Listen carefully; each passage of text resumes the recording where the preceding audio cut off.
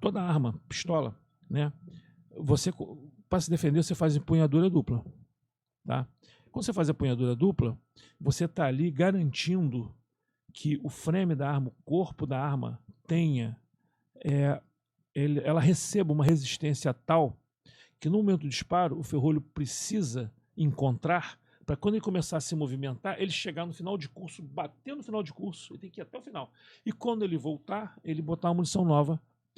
Então, duas coisas são fundamentais. O V da mão entrar o mais alto possível e a mão reativa, auxiliar, a mão fraca, entrar e é essa que vai fazer a pressão, não é a mão forte. Aí quando atira com uma das mãos, aí não, nesse caso você tem que forçar um pouquinho mais a empunhadura, mas a mão tem que estar alta. Então você vê o seguinte, pessoas empunhando a arma mais baixo do que deveria e sem fazer a pressão necessária. O que acontece com a arma? Cada disparo, a arma faz isso aqui e o ferrolho não consegue ir atrás e voltar. Aí é a pane, que é a pior que tem, que não é a pane chaminé, é aquela que quando o ferrolho vai atrás e quando volta, ele não passa por trás da munição que está sendo apresentada pelo carregador, ele pega ela no meio, então ela bate atravessada assim na câmera, que não é a chaminé. Cara, é uma das que mais demora para você resolver. E é desnecessário, porque olha só, quando o cara vai fazer uma pistola, mas o cara vai criar uma arma, né? O que o engenheiro ele tem que pensar quando ela dispara, para ela funcionar bem, né? Então, se for um calibre mais potente, como 9,40, até mesmo 45, que é considerado potente, apesar de ser um calibre de baixa pressão, mas ele tem trancamento. Então, o que acontece? O cara tem que raciocinar o seguinte, quando ele dispara, a arma virou um canhão de mão. O ferrolho é a tampa da culatra daquele canhão, é o ferrolho, tá? Então, em todo momento que é o pico de pressão até a munição deixar o cano, aquilo tem que estar solidário ao cano. O ferrolho não pode chegar para trás, ele não pode abrir antes, porque a estrutura do cartucho não foi feita para aguentar, digamos assim, as pressões geradas pela queima da pólvora. Ele é feito para aguentar dentro da câmara. Aí eu vou fazer um parentezinho para vocês entenderem. O material do cartucho é aquele material que é uma liga, né? Falei o metal, o nome do cartucho? Latão. Mas é uma liga. Aquela ele tem. É uma liga que em latão, cobre e, se não me engano, são 3 metais amarelos. Uma parte é latão. Tá? E você pode ver que desde a época do avanço lá para a costa oeste, nos Estados Unidos, desde a época dos pioneiros, na época do surgimento dos revólveres de ação simples, você vê que esse material é usado desde o século XIX. Estamos no século XX e ainda não inventaram alguma coisa melhor que seja economicamente viável. Mas por que aquilo ali é feito dessa maneira? Pela seguinte razão, aquele material ele tem duas deformações que te interessam. Uma é a deformação plástica e outra é a deformação elástica. Vou explicar o que é isso. Vamos supor que eu pegue 2 blocos, um de chumbo e um de borracha, na mesma medida. Pego alguma coisa e boto uma pressão no bloco de chumbo, uma peça de aço, sei lá. Quando eu tiro a pressão, o chumbo está tatuado, está marcado. Ou seja, ele tem uma grande deformação plástica e ele praticamente não retornou nada. A elástica dele é fraca. Já a borracha é o contrário. Eu faço a pressão igualzinho. Quando eu tiro, está marcado, mas a borracha ela volta. Então a borracha já tem diferente. A deformação plástica da borracha é baixa, já a elástica é alta. Esse material ele tem duas porquê.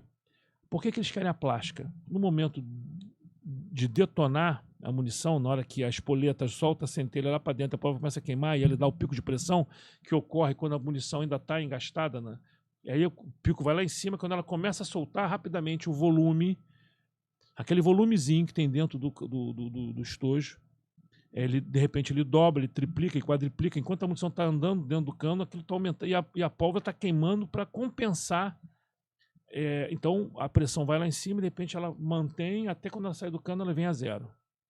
Nesse momento que ela está lá em cima, a deformação plástica ocorre de forma que ele se expande e cola na câmara, para que esses gases não voltem, para que sejam aproveitados para empurrar o projétil pela única saída que ele tem, que é o cano.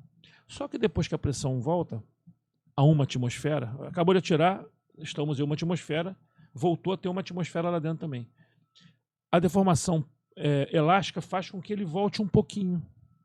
Porque se ele não voltasse, ia ter um trabalho ferrado para o extrator. Você percebe isso claramente no revólver. Você pega um revólver, bota a munição no revólver, fecha o tambor, abre, quando você tira a munição sem disparar, ela cai na mão.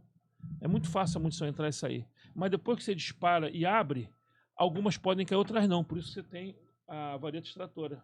Tem o ejetor do revólver ali. A vareta extratora vai empurrar o... Então, é para isso... Então, vamos lá. O ferrolho, quando ele abre antes, expõe esse material que não foi feito para aguentar pressão se não tiver dentro da câmara. E aí o que vai acontecer? Ele vai se romper no primeiro lado que se apresenta, normalmente é para o lado da rampa, quando há esse problema. Então o engenheiro tem que pensar nisso. Então a arma, quando abre, eu tenho que vencer que esforços? Eu tenho que vencer no momento que ela vai abrir, independente se ela é ou não uma arma com trancamento, ou se é uma blowback simples, como uma 765, uma 380, uma 635. Tem que vencer a inércia do ferrolho, tem que vencer a força da mola recuperadora. Quando tem cão, a mola principal ou real, os atritos, tá? E, além disso tudo, você tem que ter a firmeza na empunhadura. O que pode dar errado nisso? Ele sabe disso, tem colega que usa arma no pelo. Quando você usa arma no pelo, até mesmo uma Glock, né? Você sabe que a Glock é polímero embaixo, mas ela tem pontos de ancoragem do ferrolho que são peças de aço inseridas no polímetro. O SOR ele vai entrando ali e começa a oxidar. Então, primeiro que não está lubrificado. Segundo, que com a oxidação ela acaba selando. Se ela destrancar no momento do disparo, ela gastou tanta energia da munição que a arma não vai ciclar. E dependendo do caso, do ferrugem, ela nem abre. Quantas armas a gente teve que abrir na porrada? Porque simplesmente o cara não estava nem aí. Então isso foge da alçada do engenheiro. A arma tem que estar minimamente lubrificada. Mesmo que ela esteja seca, mas ela não pode ter ferrugem. Está entendendo como é que é o negócio? Então você vê, até botar isso na cabeça de um sujeito que está aprendendo a lidar com esse equipamento, é meio complicado.